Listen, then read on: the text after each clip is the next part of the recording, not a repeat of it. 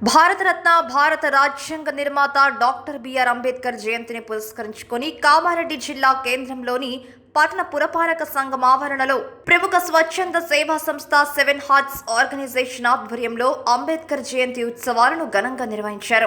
7 hearts organisation సభ్యులు అంబేద్కర్ విగ్రహానికి పూలమాల వేసి నివాళులర్పించారు. ఈ సందర్భంగా ఎన్జీఓ ఫౌండర్ జీవన్ నాయక్ మాట్లాడుతూ బడుగు బలహీన పీడిత వర్గాల ఆశాజ్యోతి బాబాసాహెబ్ కేవలం భారతదేశానికి మాత్రమే రత్నం కాదని, ఆయన ప్రపంచ మేధావి అని, అందుకే ఆయనను ప్రపంచరత్న అని అంటారని కొనియాడారు. బాబాసాహెబ్ ఆశయాలకు అనుగుణంగా ప్రతి ఒక్కరూ పనిచేయాలన్నారు. ఈ కార్యక్రమంలో ఎన్జీఓ ప్రతినిధులు సంతోష్ రెడ్డి, కళ్యాణ్, సుభాష్, మౌనిక, పూజిత, నవనీత, శ్రీనివాస్ తదితరులు పాల్గొన్నారు.